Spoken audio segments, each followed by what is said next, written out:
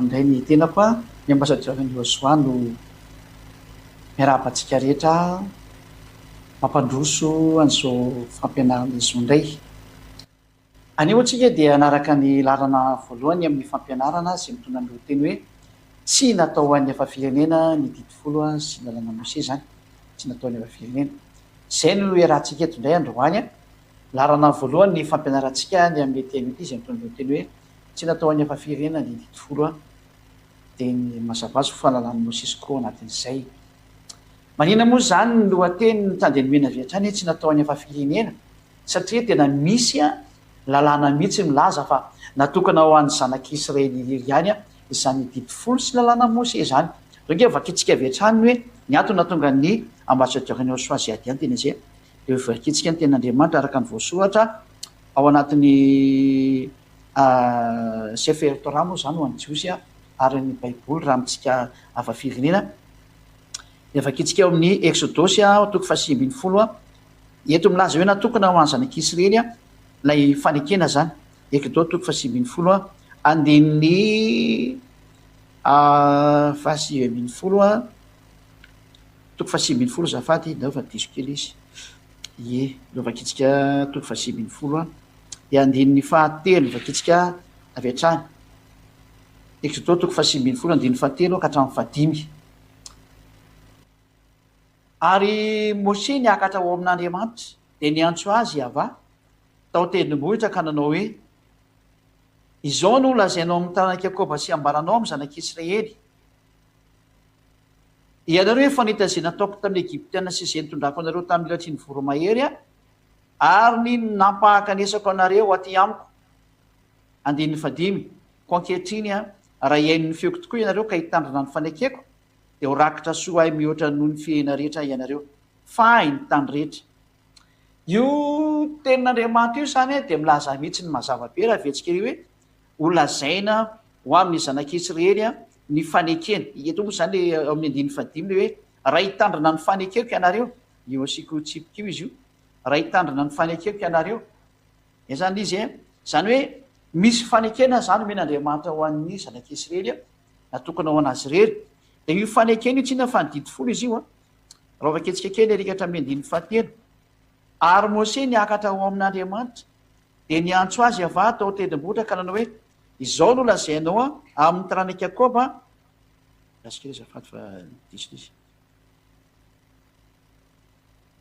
Izao no lazainao amin'ny taranak'i Jakoba sy ambaranao amin'ny zanak'Israely. Izany hoe ity fanekena ity zany dia natokana ho an'ny zanak'Israely irery ihany sy ho amin'ny taranak'i Jakoba. Zany hoe tsy tafiditra ato mihitsy zany ny malagasy, ny frantsay, ny anglisy, ny amerikanina, ny sinoa, ny afrikanina rehetrarehetra na ny japoney na iza n'iza, tsy misy tafiditra ao mihitsy fa natokana ho an'ny zanak'Israely irery ihany. Zay zany ny zahatra voalaza araka ny soratra masina io. Dia tiako zany ny manidy aminareo zany hoe diso daholo zany nareo zay nitandrina ny didy folo sy ny lalàna Mose ho anareo malagasy na frantsay na anglisy efa nandika lalàna nareo. Efa nandika lalàna satria hozy ny ten'Andriamanitra hoe tsy azo anampiana io teny io, tsy azo anesorana. Io avaketsika zay teny zay hoe rehefa natokana ho an'ny zanak'Israely io zany dia tsy azo anampiana ary tsy azo anesorana. Deutéronomia vaketsika indray Deutéronomia toko faefatra dia vaketsika io voninahitra Josoa ny ten'Andriamanitra amin'ny andin'ny faharoa. Deutéronomia 4:2 vakitsika amin'ny anaran'i Josoa. Aza ampianareo ny teny izay andidiko anareo. Io zany le didin'Andriamanitra nomena teo hoe natokana ho an'ny zanak'Israely dia tsy azonao anampiana ka hoe ny amerikana no hitandrina an'io koa, na hoe ny frantsay no hitandrina an'io koa, na ny anglisy no hitandrina an'io koa, na ny sinoa no hitandrina an'io fa tena voarara mihitsy zany aza ampianareo iteny koa izy ny ten'Andriamanitra dia aza ny esorana fa tandremo fahadidiny afa-Andriamanitra nareo izay andidiko anareo io. Zany hoe rehefa ny teny izy hoe tsy azo anampiana dia tsy azo anesorana dia tsy azo tandremana io didy folo sy lalàna Mose afa-tsy ho an'ny Israeliana irery ihany. Ka raha vao ny malagasy zany no mitandrina io, na ny frantsay ny anglisy na ny afrikanina na ny japoney na ny sinoa sy ny maro samihafa dia efa nandika lalàna ianao zany. Ary ny mpandika lalàna dia tra dia mazava be ny tenin'Andriamanitra fa ho atsipy any amin'ny elo. Ho aseho ilay tena mpandika lalàna zay ho levony Soa tompo amin'ny fofona ny vavany. Tesonena faharoa toko faharoa satria mandika lalàna ianao tesony ana faharoa vakitsika ny toko faharoa tesony ana faharoa toko faharoa andininy noko andininy fahafito ka hatrany amin'ny fahafolo vakitsika voninahitra tadavasy osy koa ho an'ireo mandika lalàna zany fa miasa sady ny zava-miavina dia tsy fankatoavan-dalàna ka rety hoe tsy mankatao lalàna dia mandika lalàna zany zany hoe manohitra ny lalàna ohatra efa natokana ho any zanakisy reny nefany a ianao malagasy no mitandrina an'io efa fandikan-dalàna zany natokana ho an'ny zanakisy reny a nefa ianao frantsay no mitandrina an'io efa mandika lalàna zany efa natokana ho any zanakisy reny a nefa ny ianao anglisy no mitandrina an'io mandika lalàna ianao dikan'izany efa natokana ho an'ny zanakisy reny a nefa ianao amerikana no mitandrina an'io mandika lalàna zany zay rety hoe zava-miafina dia tsy fankatoavan-dalàna zao efa rahantsika mahita zao le zava-miafina kanefa mandra-panetra ny misakana ankehitriny ihany andiny favalo ary dia asio ary le tena mpandika lalàna dia anareo zay efa nyteniko hoe natokana ho any zanakisy reny io e ary reto mpandika lalàna reto izy tena Andriamanitra dia ole volony eo soatompo amin'ny fofonay ny vavany ary ho foanany amin'ny fisehoan'ny fiaviany zay zany hoe reto mpandika lalàna reto zany dia olo vonon'Andriamanitra zany ho vonono le tena Andriamanitra marina miteny hoe natokana ho any zanakisy elery io a fa tsy natokana ho anao afrikana na ianao amerikana na ianao sinoa na ianao frantsay a na ianao japonais mazava angamazay dia vakitsika eny andiliny ny fiavin'le iny reto mpandika lalàna reto zany a dia araka ny fiasan'ny satana amin'ny hery sy ny famantarana sy ny fagagana mandainga rehetra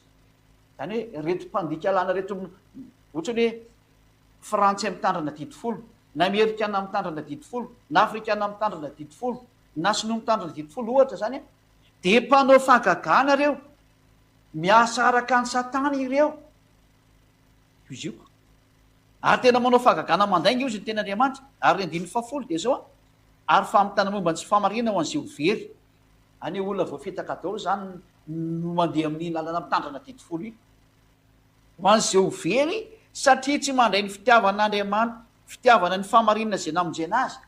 tsy mety mandray le teny marina ianao ka izay na tonga namiteny aminareo mihitsy hoe jereo tsara le famarinana tandremy mandeha makalalatsy izy a miverena makany amin'ny Andriamanitra marina miteny hoe tsy natokana ho an'ny hafa firenena na ny amerikana sy ny frantsay ny sinoa sy ny anglisy hatrany amin'ny afrikana tsy natokana ho an'izany ny didifolo sy lana mose fa natokana ho any zanakisy ery ihany ho amafisina indray izy tia iten'Andriamanitra ty zany satria avy eo ma misy mpanao gazety mo miaraka amiketo ametraka fanontena ry avy eo nao miara-pampeno rova fa mbola hijeryntsika ny ten'Andriamanitra mikasika any amin'izay hoe tsy natao any hafa firena mihitsy ny io a dia araka amin'ny bokyny arikatra amin'ny salamo 147 a salamo 147 a 19-20 ianreo no vakitsika zany eto salamo 147 a dia ny 19 sy ny 20 zany vakitsika ho voninahitra tadavasy eo soa salamo 147 19-20 ianreo nke ty teny ty hoe milaza ny teny amin'ny Akoba izy ary ny didiny sy ny fitsipiny amin'ny Israely tsy nao toy izany tamin'izay firena hafa izy ary ny fitsipiny tsy mahafantatry ireny de moa zany dia fampipetraka moa zany ny tokisindiny a manamarina mihitsy ny hoe tsy natao ho an'ny hafa firenena mihitsy ny didifolo sy lana mose fa natokana ho any zanakisy erery any tsy nanao an'izany tamin'ny hafa firenena io Andriamanitra io a ary ny tena marina dia tsy fantatry ny hafa firenena io fa ny tena petraka nefany a izao tontolo zao hoe mitandrana didifolo sa tsy mitandrana dia mitandrana zao tontolo zao ve zany mpandika lalàna noho zany hevitra zany a mandika lalàna aiza zany zao tontolo zao nodika zany zay mitandrana didifolo sy lana mose nefa tsy natokana ao anazy io a valiny rehefa mpandika lalàna dia ho atsipon'Andriamanitra any amin'ny elo satria le mpandika lalàna ny bokony iza moa bokony tesonianina teo teo le vonin'Andriamanitra ary ny mpanao ratsy dia tsy mahazo mihitsy any amin'ny lanitrylanitra ho vakitsika amin'izay ny ten'Andriamanitra hoe tsy mahazo makany amin'ny lanitrylanitra zany reo efa meko avy hatrany moa zany nyvalin'izay ohatsika rehetra reo hoe Kortiana voalohany a toko fahenina andin'ny fahasivy akeo tsika kely ankehitriny teny ty fanampin'le teo Kortiana voalohany toko fahenina andin'ny fahasivy a ho vakitsika ho voninahitra tadavasy io soa dia zao ny voalaza ato moa tsy fantatrareo va fa ny olona tsy marina ka ny olona tsy marina zany mpanota le mpandika lalàna zany satria hota ny fandikana lalàna rehetrarehetra zany moa tsy fantatrareo fa ny olona tsy marina tsy mandova ny fanjakan'Andriamanitra zany olona tsy marina mpanota zany dia tsy mahazo mihitsy any amin'andrinandra ny dikan'izay. Aza mety ho fitany ianareo fa ny mpijangajanga sy ny mpanompo sampy sy ny mpakavady loha sy ny sodomita zay sy ny mpangalatra sy ny mperina sy ny mpimamy sy ny mpanaratsy ary ny mpanao ankeriny dia tsy mba handova ny fanjakan'Andriamanitra, tsy handova ny fanjakan'Andriamanitra eo ndreo dia aza fitana. Zany hoe tsy tokony aza mety ho fitana ntsony ianao zay mandray fa ny olona mpanao ratsy dia tena tsy mahazo mihitsy ny fanjakan'Andriamanitra dia ny mpandika lalàna zany. Satria le toe mpanota dia mpandika lalàna dikan'izay, ka le mpandika lalàna mihitsy le toe mpanao ratsy zany. Ka rehefa tsy tianao zany no vely ho an'ny farimy rehetra afo dia aza mandika lalàna intsony. Zany hoe aza mitandrina didy fosy lalàna Mosè intsony fa natokana ho an'zanak'Israely io. Zay zany fa dia miraso antsika samy motenao soa fa mifarana teo ny fampianarana avy aty amin'ny ziady mikasika ny teny hoe tsy natao any afa-firenany didy folo zany ametsika ny mpanao gazety am'zay fa te ametaka fanontaniana ny mpanao gazety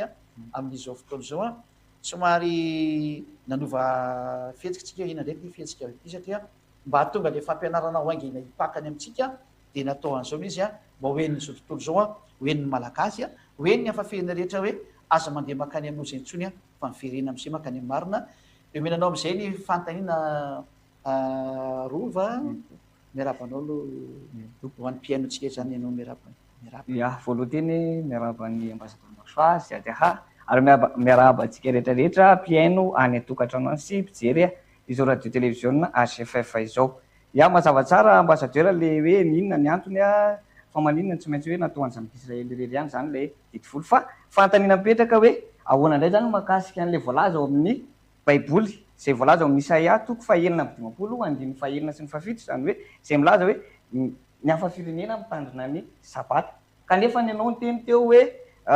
tsy natao an'ny hafa-firenena io didy fotsiny lalàna Mosè io. Manahoana indray mahakasika an'izay ambasador Masoa? Io tenin'Andriamanitra io ndray dia tsotra be ny valiny misy hafa-firenena efa niaraka tamin'ny zanak'Israely dia mbola mafiso kely ny lalàna ary mikasika ny am'izay fa tsy maintsy ampiana kely le lalàna zany. Voalaza mantsy eo amin'ny bokin'ny Deutéronomie rova fa any Israely irery ihany ny azo tandremana dia tsy azo entina aty Madagasikara. Deutéronomie toko fahelina andiny voalohany vakitsika zany dia zao ny voalaza ao ary izao ny lalàna dia nididy sy mifitsipika izay nasiany avandriamanitra reo ampianaranareo mba harainareo any amin'ny tany zay alenareo olovana. Zany hoe tididy folo sy lalàna Mosè ty zany dia arahina sy ampianarina any amin'ny tany zay alen'ny zanak'Israely olovany. Ka ny tany natao olovany zanak'Israely dia any Israely irery ihany, any tany Kanana zany. Zany hoe tsy azo entina aty Madagasikara na ny France na ny Angleterre na ny Amerika na ny Chine tsy azo atao mihitsy ny mitondra an'io any. Dia io le tenin'Andriamanitra hoe tsy azo anampiana, tsy azo anesoana le Deutéronomie toko 4:2 teo. Zany dia tratran'iny teny zany hoe tsy azo anampiana, tsy azo anesoana, zany hoe any Israely irery ihany izy zany no azo tandremana. Zay ny voalazany soratra masina. Vakitsika ange ty teny ty rove aza ampianareo ny teny zay andidiko anareo ary aza anesoanareo fa tandremo ny didiny avandriamanitrinareo zay andidiko anareo. Tsy azo ampiana zany zay teny zay hoe ao Israely irery ihany iny azo tandremana ary tsy azo anesoana koa zay teny zay hoe ao Israely irery ihany iny azo tandremana. Zany hoe tsy azo entina ny Amerika, tsy azo entina ny Fransa ka hoe ho arahana sy ho tandremana any fa hatrany dia fandikan-dalàna ary ny mpandika lalàna dia ho levon'ny ao soatompo amin'ny fofona ilivavany. Ka rehefa tsy teo ho levonin'Andriamanitra zany aza mitandrina io didy folo intsony. Ary rehefa tsy tandrina an'io zany manarà zao tenin'Andriamanitra ampianarika zao. Manarà ny ambasadeur Masoa Ziady zao mampianatra anao zao satria Ziady arery ihany nampianatra anao zany hoe aza mampitondra aza mitandrina io didy folo io fa tsy mety aminao io, maty any amin'ny elo amin'io ianao. Zay le zay voalohany ny rova. Faharoa apetsika indray ny tenin'Andriamanitra ao amin'ny Deutéronomie toko 2:20 satria araka ny fantainao zany dia mamoaka toko sy andiny indray dia mbola manamafy an'izao ihany ty toko sy andiny ty hoe ary zao ny didy sy ny fitsipika, ary zao ny didy sy ny fitsipika zay ho tandremanareo arahana ny amin'ny tany zay omeny avandriamanitra ny razanao anao kolovana amin'ny andro rehetra iainanao eto ambonin'ny tany. Zay ny didy sy ny fitsipika io izy dia ho tandremanareo ary arahanareo any amin'ny tany zay omeny avandriamanitra ny razanareo olovana amin'ny andro rehetra iainanareo ambonin'ny tany. Zany hoe amin'ny andro iainana zanak'Israely eto ambonin'ny tany zany dia any Israely rery ihany azo hitandremana io didi folo sy lanamosy io fa tsy azo entina mihitsy aty Madagasikara na ny Fransa na ny La Réunion na any Chine na any Canada na any Amerika dia non zany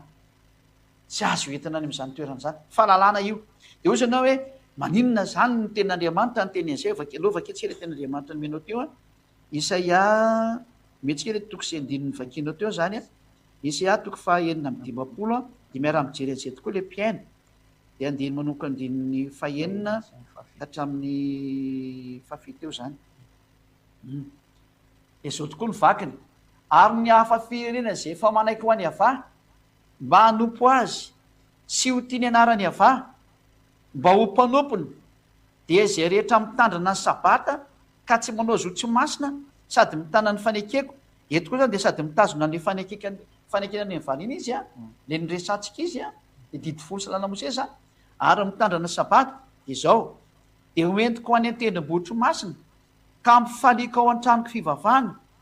ary ny fanatitra hodorana sy ny fanatitra latradra dia ankasitrano eo ambonin'ny alitarako fa ny tranoko dia atao hoe trano fivavahana ho an'ny firenena rehetra zany hoe ny fantenapetraka tokoa zany no rova zany dia zao hoe misy tenin'Andriamanitra tokoa ty hoe ary toatra misy hoe raha mitandrina sabata izy dia amin'ny andinin'ny fahaenina ary mitandrina ny fanekena toatrany hoe mitandrina sabata tokoa nge zany afefehena dia ny lalàna rova tadidio tsara fa hoe tsy azo anampena tsy azo anasorana tsy azo entina ty Madagasikara na ny Fransa na ny La Réunion na ny Amerika na ny Fransa na ny Chine fa voarara lalàna ary natokana ho azanak'i Israely fa maninona zany ny tafiditra ny hafa firenena reto a izy reto hafa firenena reto a dia ireo le voalazany tena Andriamanitra hoe le niara nivoaka taminazy avy any Egypta dia nasena ny fora dia afaka mitandrina an'io izy a fa any Israely izy rehefa avy eo no mipetraka reo ihany no afaka manao an'izay zany hoe tsy maintsy any Israely reo rery nazo an'izay teny zay donko afaka tsikely ty izy tova rova araka ny bokyny Exodosy toko fa olojerefatsika kely eo fa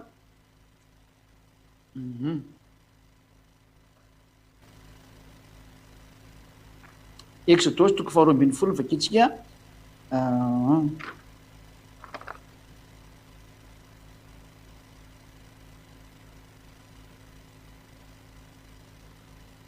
amin'ny andininy fahafiny ngany ao amin'ny Exodosy toko faharoa ambin'ny folo vakitsika rova zany rehefa aveo no a dia manomboka amin'ny andininy hoe mitandrina ny pasika moa zareo tamin'izay fotoana sy majevake ny vahiny ary misy mpivahiny izay andininy fahavalo amby efapolo ny vakitsika rova Exodosy 12 a dia tsy maintsy alefatsika ato moa le izy zany hoe mba jerevan'io le Exodosy 12 a andiny fafio moa ny teneko teo 48 donc 48 jusqu'à hatrany amin'ny marantsika anazy ihany ity le nresana tamin'io Exodosy 12 48 ka hatrany amin'ny farany zany ary raha misy mivahiny eo aminao ka mba te hitandrina ny pasika ny avà ka le pasika moa ka efa lalanany zanak'Israely io dia aoka ho foranina ny lehilahy rehetra eo aminy vao manato ny hitandrina izany ka ho taka ny tompo-tany ihany izy zany hoe le zareo vahiny araka tamin'ny zanak'Israely ihany a io ny tenenina io ka ho taka ny tompo-tany ihany izy fa ny tsy voafora rehetra kosa dia tsy mahazo mihena izany lalàna iray ihany na ho amin'ny tompo-tany sy ny vahiny izay mitoetra eo aminareo ka ireto vahiny reto zany a lay nitoera tao amin'ny zanak'Israely ray niara nivoaka taminy tany Egypta zany go afaka itsika indray zay teny zay hoe nivoaka somary gaga reo hoe atao misy mampiasa boby baiboly indraindray dia ka tsy maintsy mampiasa satria ao amin'ny andininy fafiro moa izy iny le misy an'le hoe misy vahiny araka taminy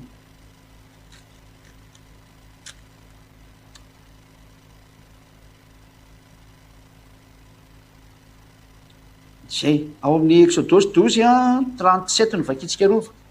Exodosy 12 37 ny vakitsika dia 38 indray zany Exodosy 12 a tsy maintsy manao mémoire kelikely amin'le baiboly satria ty moa zany ny application dia tsy dia hoary fantatra le aninato zay Exodosy 12 37 ary ny 38 ary ny ainga atao Ramesesa ny zanak'Israely ka nakany Sokota dia lehilahy mahalilala na tokony enetsy afa-tsy ny zaza amam-behivavy ary nisy olona maro samihafa firena koa niaraka niakatra taminy ary ondry amanosy dia ondry amanosy sy omby dia fananana be indrindra. Io zany le hoe nisy hafa firenena niaraka taminy ary ho an'ny Israel ireo reorianina azo an'io teny io a rova hoe raha misy hafa firena ireo lay mipetraka ao Israel fa tsy azo ny hafa firena mihitsy ohatra ny amerikanina na frantsay na anglisy na sinoa na japonais na koreanina atao mihitsy na ny afrikana ny mitandrina an'io a ao amin'ny taniny fa any Israel rery any no azo hitandremana io a zay ny valin'izay fantena zay rova tsy haiko na mahavaly tsara ny fantenao na tsy ia zany hoe le Israel le hafa firenena resany eto zany a hafa firenena mipetraka any Israel zany le hafa mipetraka any Israel dia ary niara-mivoaka tamin'ny zanak'Israel hoe avy any Egypte zay ary ny zava-misy nge lova mbola misy tony nge ny teny fa nefa ny olona tsy misy mety manao an'io e zay ny prov fa tsy izy io zatra ataon'ny olo io satria raha vaketsika isy atoko fahenina amin'ny dimapolo dia toko mitondra fanatitra le olona am'izao tsika miteny zao tena marina le ataony zany nefa tsika mahita tsara fa tsisy manao an'izany a zao nge vaketsika le siasaka ny tsisy ary ny hafa firenena zay faminaiko any ava mba hanompo azy sy ho tia ny anarany ava mba ho mpanompony de zay rehetra mitandrina sabata ka tsy manao zao tsy masa sady mitandrina fanekeko dia hoentiko any tendrombohitra masina ka eto amin'ny ohatrany hoe any Amerika tsy misy tendrombohitra masina any France tsy misy tendrombohitra masina any Chine tsy misy tendrombohitra masina any Angletera tsy misy tendrombohitra masina eto Madagasikara tsy misy tendrombohitra masina any faty Afrika tsy misy tendrombohitra masina fa ny tendrombohitra masina ny teneny sotra masina any Israel eo amin'ny tendrombohitra misy ny tempolony Jerosalema ankehitriny eo no hoe tendrombohitra masina zany kanefa tsy misy an'izany aty maninona zany io ny tsy tanterahan'ny olona zay milaza fa mitandrina didifolo fa tokony makany Israel daholo nge dia mivavaka anisaky ny sabaty izy zao nanao an'izany tanao fa tsy mety any satria ny lalàna dia hoe maka ao tendrombohitra masina dia amin'ny faliko ao an-tranoko fivavahana tsy maintsy makany Israel ny dikan'izay ary isaky ny sabaty maninona zany le olona tsy nanao an'izay dikan'izany fa tsy maro ny io sary io a fa famitahana olona satria tsy natao le izy ny fanatitra odorany sy ny fanatitra lafatra alatsatra dia nikasitrany io ambonin'ny alitarako fa nitranoka toetra ny fivavahana aiza zany zay olona no manao fanatitra zao tsika miteny zao tsy misy manao fanatitra tsony nge zao raha ny hafa firenena aiza misy hafa firenena namono omby dia namono ondry ny manao an'izany zao dia ny mpanompo sampy sisa ny manao an'izany fa raha ilo zay milaza fa mivavaka ane ka mampiasa baiboly tsisy manao an'izany aiza zany io tenin'Andriamanitra io zany no profo fa mandika lalàna daholo ny ty teny ty raha tsy arana manaprofo fa fandikan-dalàna zany ary zay no profo fa tsy natao amin'ny hafa firenena didy fosy lanamosy io a zany hoe tsy natokana ho an'ny étranger ary ny atao étranger tolo rova dia ireo zay étranger amin'ny Israel fa ny tompo tany zany sao dia Israel ireo ihany nomena anazy fa ny hafa firenena zany dia tsy natao anazy io mazava ve zay rova ia mazava tsara zay ambasadeur mazava ve rehefa nazavako ary mazava am'le fanontanianao ve mazava tsara ambasadeur sa tena mazava le izy miampy an'le hoe makasika le tendrombohitra masina sy le fanatitra teo moa vao mahay nazava le izy fanontaniana manitikitika ambasadeur Neosa ao anatin'izay ihany koa makasika an'izay didifolo zay ihany hoe taony didifolo foana matetika amin'ny voateny manao ahoana no makasika ny lalàna mose raha ihany ve ireo didifolo sy ny lalàna mose reo sa hoe samy hafa fa ohatrany hoe rehefa tononona le izy a didifolo dia lalàna mose ohatrany hoe samy hafa raha mifahenona anazy manao ahoana indray makasika an'izay raha ihany ve ireo sa hoe samy hafa tokoa le didifolo moa zany ny tena mahazatra ny olona satria ny koa ny lehibe indrindra araky ny fieretany olona anazy fa ny tena marina tsy ny didifolo lehibe fa ino no nomenan'ny olona moa ny tena izy tamin'ny voalohany dia noho ny amin'le fahatahoran'le olona dia tsy nitohizana ntsony le famakina an'le faraiky ambin'ny folo sy ny faharoa ambin'ny folo a jusk'hatrany amin'ny telo ambin'ny folo sy eninjato satria 613 nisan'io loa io fa noho amin'le fahatahoran'le olona na tonga anazy tsy namaky an'izay rova zany eo nangovotra ny olona rainan'io teny io dia tsy navela tsy nitohizana ntsony le famakina fa raha jerevantsika soratra masina dia ao anatin'ny boky ray daholo hoe rova azonao boky ray daholo ny misy an'io a araka ny voalaza ry am'mpanjaka voalohany a toko faharoa dia ny andenin'ny fahatelo aketsika zany a hitanareo tsara fa raha ihany reo terme reo raha miteny hoe didifolo a dia lalàna mose ihany zany ary raha mitentsika hoe lalàna mose a dia didifolo ihany zany satria ao anaty boky ray ihany a no nanaovana an'io ary nandatsana ranomby io boky io a dia tsy azo anam-pina tsy azo any esoana satria tao anatin'le boky a no nandatsana an'le ranomby donc avakitsika izy e mpanjaka voalohany toko faharoa andiny fahatelo atandremo zay nasainy avahandriamanitra ho tandremana andehananao amin'ny lalàny iny dia andehananao amin'ny lalany hitandremanao ny lalàny ny didiny sy ny fitsipiny ary ny teny vavolombelony eto zany dia hoe tandremony a ny didy folo sy lalàna Mose zany moa tena tikeny teny io araka ny voasoatra ao amin'ny lalàny Mose mba ataonao lavorary avokoa zay rehetra ataonao sy zay rehetra leanao zany hoe ny lalàna Mose sy ny didy folo zany de mitambatra io ny dikan'izay ary io rova lay nandatsana ranomby a tarikatra amin'ny Exodose 24 de soratany Mose daholo lay ino lay didy folo sy lalàna Mose de nandatsana ranomby izy tam'izay avy itsika ny Exodose 24 ty de manomboka amin'ny andininy sy ojerevatsika ty aiza izy manomboka zany ao amin'ny andininy faevatra ao amin'ny andininy faevatra zany hoe rehefa ntantaran'le didy zany Andriamanitra ray Yahva tamin'ny Mose de nisorata Mose daholo izy atao anatin'izany didy folo didy varaiky ambin'ny folo hatrany amin'ny didy zay voasoratra atao zany na 20 fa 30 ao daholo ary Mose nanoratra ny teny rehetra nataony Yahva de ny fomaraina koa ka nanorina altara teo ambodin'ny tendrombohitra sy tsangambato 12 araka ny fireneny Israely 12 ary ny zatovy io zany izy hoe nisoratany daholo ny ina moa ny soratra rehetra zay ny teny rehetra zay nataony Yahva de nisoratany Mose daholo any ao anatin'ity boky ity boky misy soratan'io ao anatin'io boky io daholo zany lalàna Mose sy ny didy folo ao anatin'io daholo zany de ny teny vavolombelona moa reto hoe didy folo zany dia ny fomaraina koa ka nanolo tendrombohitra teo ambodin'ny tendrombohitra sy tsangambato 12 araka ny fireny tena ary Mose nanoratra ny teny rehetra nataony Yahva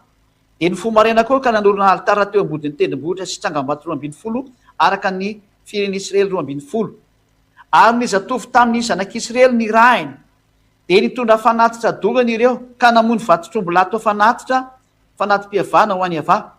de nalainy Mose ny antsasaky ny raha ka nataony tao anaty lovia ary ny antsasaky ny raha kosa natopony teo amin'ny altara dia naka ny boky ny fanekena izy ka namaky teny teo anatrehan'ny olona ary hoy ny olona zay rehetra no lazainy Yahva de ataonay siokenay de nalainy Mose ny raha ka natopony tamin'ny olona de hoy izy ino ny raha ny fanekena zay nataony Yahva taminareo tamin'izany teny rehetra zany zany hoe naka raha zany Mose tamin'le ombony teo de nafafafiny tamin'ny olona le raha de avy eo ny raha iny le boky nosoratana satsy boky io nosoratana io de zay le hoe nalainy Mose ny raha ka natopony tamin'ny olona de ino izy ny amin'ny rahany zay fanekena nataony Yahva taminareo zay de ery ambondria aiza moa le teo de naka boky ny fanekena izy ao amin'ny andininy fahenina nalainy Mose ny antsasaky ny raha ka nataony tao anaty lovia ary ny antsasaky ny raha kosa natopony teo amin'ny altara de naka ny boky ny fanekena izy ka namaky teny teo anatrehan'ny olona de nivakiny zany le boky zany le misy an'le didy folo sy lalàna Mose de hoy ny olona zay rehetra no lazainy Yahva zany hoe zay lazainy Yahva tao anatin'io boky io zany ka nisoratany Mose de ho ataony avokoa de hoekenay de nalainy Mose ary ny raha ka natopony tamin'ny olona de hoy izy hoe ino ny raha ny fanekena zay nataony Yahva tanrony amin'izany teny rehetra zany hoe lay fanekena zany ny voasoratra teo de nanova natsipony olony natsipony nafafiny Yehosoa tamin'ny olona am'izay zany ny raha ho mariky Mose tamin'ny olona ny raha ho mariky ny hoe vita le fanekena io ny teny de manao fanekena nareo de zay ny dikan'iny raha nafafy iny zany fanekena fa manaiky an'io teny io ao anatin'io boky io ny zanak'Israely de manaiky an'io koa Andriamanitra ny hoe fifanarana ny fanaovana zany de zay le hoe le voasoratra tao anatin'io boky io zany zay nandatsahana raha tamin'ny olona ho mariky ny fifanekany fanaovana dia ny didy folo sy lalàna Mose satria ny araha soratana tao anatin'io boky io fa tsy azo sarana zany ny didy folo amin'ny lalàna Mose ary tsy azo sarana amin'ny lalàna Mose koa ny didy folo fa boky ray ihany misy an'io porofony zany ao amaritsika farany ny mpanjaka fafilo izy ny mpanjaka faharoa toko faharoa amby roapolo mpanjaka faharoa toko faharoa amby roapolo de andininy fafilo moa izy iny rehefa kely mpanjaka faharoa tsy dadidiko izy teo toko faharoa amby roapolo de andininy faraiky ambin'ny folo aloha tsy maintsy repéry atsika tsara satria any amin'ny baiboly izy ny malaky fa de mo application de tsy maintsy mamerina kely foana tsika mijery ary rehefa reny mpanjaka ny teny tao amin'ny boky ny lalàna de nandritra ny fitafiana izy eto zany rova dia zany hoe nisy resaka boky ny lalàna zany io le sorata Mose io de iny no anatin'io boky ny lalàna io de amin'ny andininy fafilo eny jerevantsika mpanjaka faharoa toko fahatelo amby roapolo zany hoe no vakitsika mpanjaka faharoa toko fahatelo amby roapolo eny vakitsika de amin'ny andininy eo lolokely eo andininy firy zany lovakitsy hatrany amin'ny andininy voalohany ary nany rany mpanjaka ka dia vory tany amin'ny olona tany amin'ny loolony joda ka dia vory tany aminy ny loolony joda Jerosalema rehetra dia niakatra ao an-tranony avary ny mpanjaka ary nanaraka azy ny lehilahy rehetra amin'ny joda sy ny mponina rehetra tany Jerosalema mba ny mpisorona sy ny mpaminany ary ny vahoaka rehetra na nykeliny na lehibe atsika ary novakiny teo anatreny ary ny teny rehetra tamin'ny boky ny fanekena izay hita tao amin'ny tranony ava ty zany hoe misy ty boky ny fanekena araka ny voalaza eto zany araka ny izay voalaza manoko andininy voalohany teo zay ka hatramin'ny faharoa dia ny fahatelo ary ny mpanjaka nitsangana teo amin'ny fitoeran'andriana dia nanao fanekena teo anatreny ava hanaraka azy amin'inony sy tandrina ny lalàny sy ny teny vavolombelony ary ny didiny amin'ny fony rehetra sy ny fanany rehetra akato ny tenyny fanekena sy izay voasoratra ankato aiza izy teo ankato ny teny rehetra sy izay voasoratra anatin'izany boky zany zay zany hoe eto zany rova dia mazava-be mihitsiny fa ilay voasoratra anatin'ny boky zany anatin'ny fahatelo dia ny didy folo sy lalana Mose zao nge avatsika ny andiny fahatelo hoe ary ny mpanjaka nitsangana teo amin'ny fitoeran'andriana dia nanao fanekena teo anatreny ava sy naraka azy sy hitandrina ny lalàny sy ny teny vavolombelona io le didy folo ary ny didiny e le lalàna Mose amin'ny fony rehetra sy ny fanany rehetra hankato ny tenyny fanekena sy izay voasoratra ao amin'izany boky zany zay zany hoe ao anatin'ny boky io zany a dia lalàna Mose sy ny didy folo na hoe ny didy folo sy lalàna Mose anankiray ihany zany niaraka nandatsahana raha io dia tsy azo sarahana fa iray raha vao ny tena hoe didy folo a dia manaraka lalàna Mose 613 nisan'le loi ary ao mitena hoe lalàna Mose a dia manaraka ny koa zay ny didy folo 613 nisan'ny loi no izany zany a tsy azo sarahana ny didy folo sy lalàna Mose mazava zay ho antsika manao mpanao gazety anao sy ho an'le olona miaino rehetra ia mazava zay teny zay mazava tsara zay ambasador Soa zany hoe tsy misaraka zany reo fa raha ihany reo a tambatra ao anatina fanekena anankiray ny didy folo sy ny lalàna Mose fa noho natonga anazy folo zany boky anankiray boky anankiray fa noho natonga anazy ary iny boky iny mihitsy nandatsahana raha miaraka amin'le vahoaka le boky iny mihitsy nandatsahana raha dia mitambatra ao a ny didy folo sy ny lalàna Mose fa natonga l'izy lasa nisy hoe didy folo fotsiny no nitahotra ilay zanak'Israely tamin'ny fanononan'Andriamanitra anazy dia tsy zaka ilay zanak'Israely izy dia tsy nitohitry ny faraka zay mihitsy leoka mavakitsika zay rova eny toko hoe dia natahotra ny zanak'Israely dia tsy nety nitohizana intsony le teny ao amin'ny boky ny Exodosy toko faharoapolo mantsy teny hitantsika an'izay teny zay leoka ma tena somary vakina kely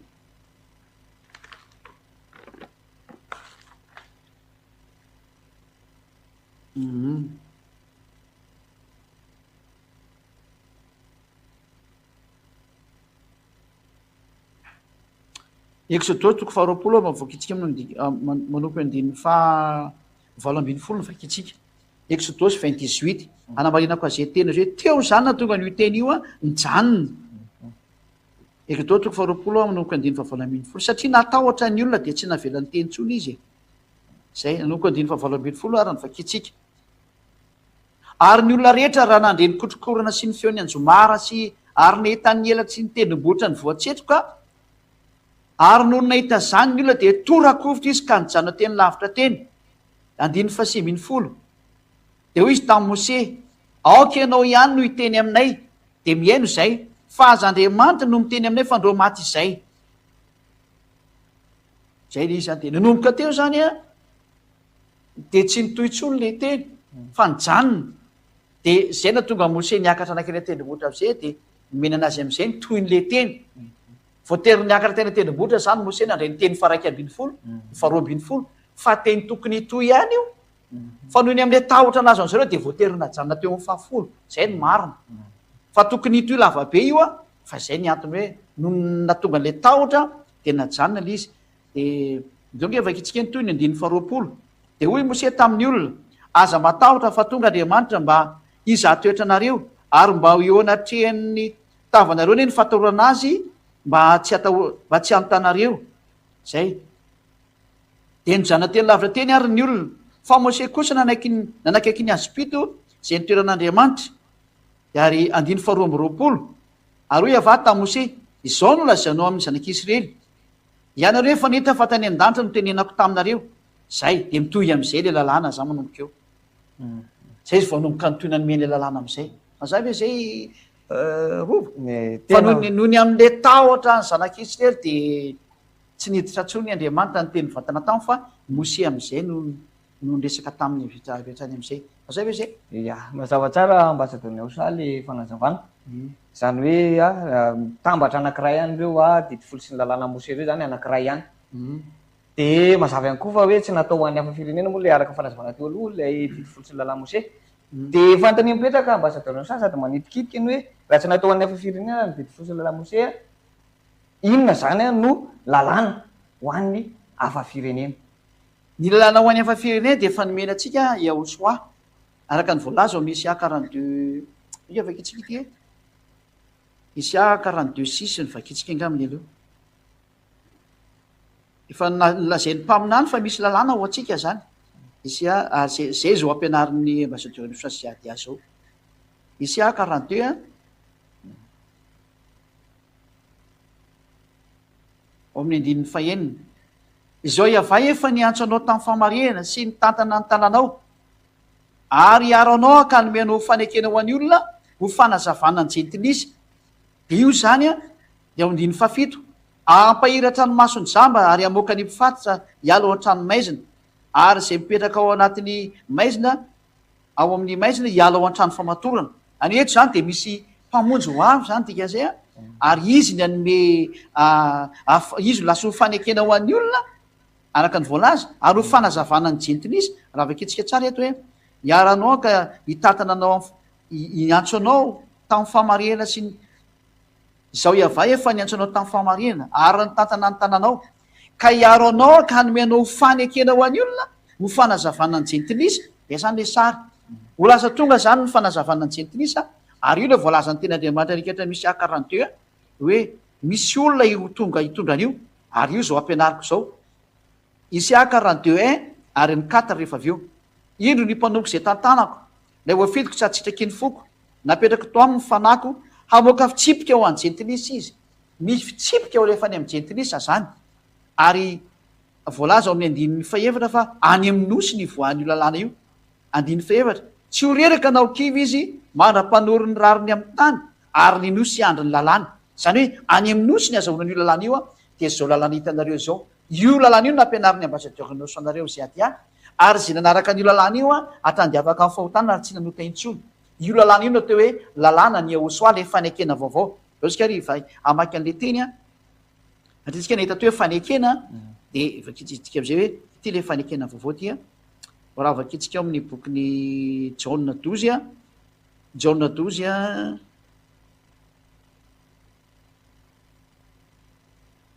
Jaona 12 49 sy ny 50 zay de io natao hoe lalàna ny Yahosoa io le rahantsika zao satria zao tsy niteny ho ahy fa nyraizana niraka izy no nandidy azy eo lazeko sy otoriko zany hoe misy didy zany avy any am'ray hotoriny Yahosoa ro ambarany Yahosoa ary fantatra izy fa fiaina manak'izay ny didiny zany hoe ty teny nomeny dade Iava ty zany de didy zay didy nomena anazy zany rova ko zay lazaiko izy de lazaiko arak'izay nolazaindray tamiko zany eto zany tsika de mita hoe Yahosoa zany tena manana didy zay atao hoe lalàna ny Yahosoa mazava hoe zay ho ale fantainao teo de vaketsika ndray rikatra amin'ny bokyny Korintana voalohany tsy maintsy miverina kely ato anatin'ny baiboly fa ty ato ihany tena ahitana ny teny malaky indrindra de vaketsika amin'ny bokyny Korintana voalohany atoko fefatra ambin'ny folo andininy fa 34 zany de misy teo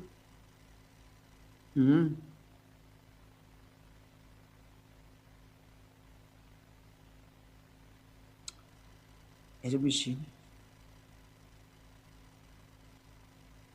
andiny 34 misy 36 34 Korintana voalohany 14:34 zany jerevantsika de avoakatsika ry amin'ny écran ry indray zay teny zay hoe tena misy mihitsy ny didiny Yahosoa Korintana voalohany 14:34 no vakitsika zany rova ianao zany mijery tsara sady mihaino tsara ny valiny raha mety aminao ny tompo izy misy didiny tompo zany teneniko zany izy misy tadidireo ty 37 lay izy rova Corinthiens voalohany 14:37 Corinthiens voalohany 14:37 ary raha misy manao azo mpaminany no manana fahaizam-pana dia aoko fantany tsara fa didiny tompo ny teny zay soratako aminareo zany hoe didiny tompo io didiny Yehosoa ka misy mihitsy ny didiny Yehosoa ary io didiny Yehosoa io zao arahantsika zao zay zany ny arahan'ny hafa firena rehetra ohatra hoe amerikanina frantsay ny sinoa ny anglisy ny afrikana rehetra ny aziatika rehetra io didiny Yehosoa io narahana zay ngamba ny zatra azo apetraka amitsika hoe lalànany Yehosoa no arahantsika zany mazava hoe zay rova de zay na tonga le hoe anisan'le hoe ity ny rako ny amin'ny fanekena vaovao de io raha io zany nandatsaka n'io raha io koa Yehosoa ho fanazavana fa latsaka ny fanekena vaovao Matthieu toko fenina amby roapolo andininy firy zany enina amby roapolo no vaketsika rova Matthieu ny amaranako anazy zany hoe fanekena vaovao any ho an'ny hafa firenena zany Yehosoa io Matthieu firy misy teo 26 de manoko andininy 26 vaketsika koa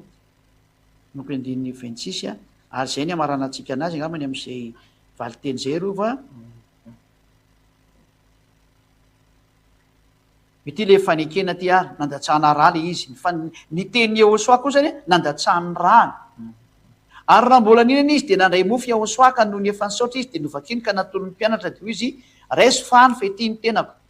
ary nandray ny kapoaka izy ka noho ny efa nisaotra de natony azy ka nataony hoe sotronareo rehetra ity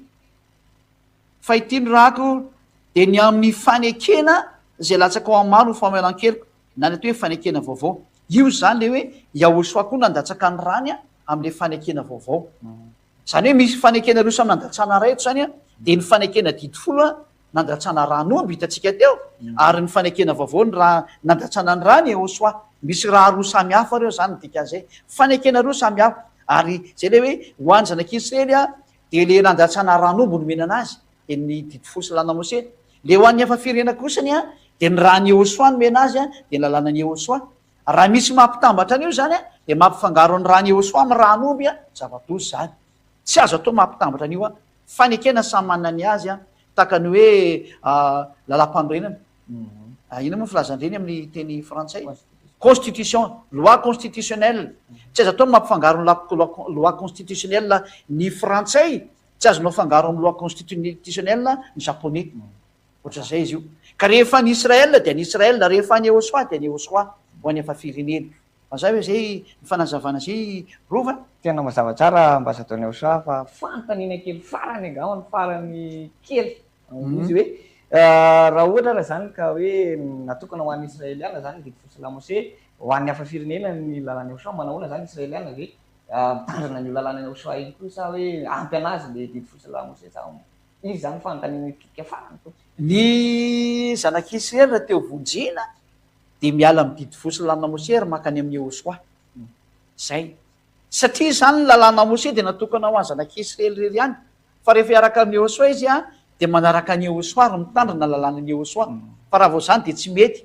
satria ao anatin'io didifolo io mbola jerevantsika tokoa mampiady ny jios sy ny jentilisa io ka raha vo mampiady ny jios sy ny jentilisa de tsy afaka mifanaraka mihitsy ary zay moa lesona atsika manaraka rova hoe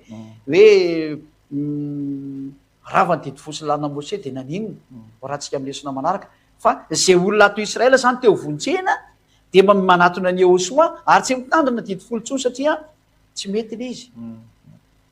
le didy mihitsy izy zany tena tsy mety mifanaraka mihitsy ary zay moa lefa lesona manaraka hoe rava io didifolo io lesona atsika manaraka efa azonao sady afaka fotoana foy mazava hoe zay ho azy teo vonjena zany ny zanak'Israely de manatona ny Yehosoa fa ao amin'ny Yehosoa rery izy efa voavonjy manaraka lalàna Yehosoa manaraka lalànan'ny Yehosoa de misy lalàn'ny Yehosoa ao mazava hoe zay tena mazava be feno fanazavana mba tsy teny Yehosoa mahakasika ny loha hevitra anankiray iny de miraso atsika raha samy teny Yehosoa zany de ndao tsika hivavaka marana zay fotoana izay ary sotra betsaka dada mahala iava ny amin'ny teny zay nomenao ny fampianarana zay nomenao ny fanazavana rehetra zay nomenao avy any aminao daholo ny teny ary avy any aminao ny fanazavana sotra betsaka dada mahala iava sy Yehosoa ny angatany zay ady de mba fanamaro no vonjena noho ny amin'izao fampianarana izao ary tena tonga ny fiainana mandrakizay zay tra maniry noho ny amin'ny fampianaranao. Atao vitan'izay voalahatra rehetra ny tenin'izay adiady reheavavo. Atao vitan'izay voalahatra ny fiainana mandrakizay izao fampianarana tsara sady marina ary tena fiainana mandrakizay izao. Onjeo ny olona fefa migadona ny farany fa kely sisa. Aminaranao Jehosoa anaovana ny vakoka sy ny tendretra. Saotra betsaka Jehosoa malala. Halleluja. Amen. Dia zay raha ny namarantsika ny fotoana fa dia miraso antsika samy no tena soa ho amin'ny fampianarana manaraka indray dia matahory azy. Ya dia mametraka velomany ambasador Jehosoa ihany koa ny tenako mametraka veloma ho antsika rehetra ampijery sy mpiaino ny tokantrano any veloma tompoko.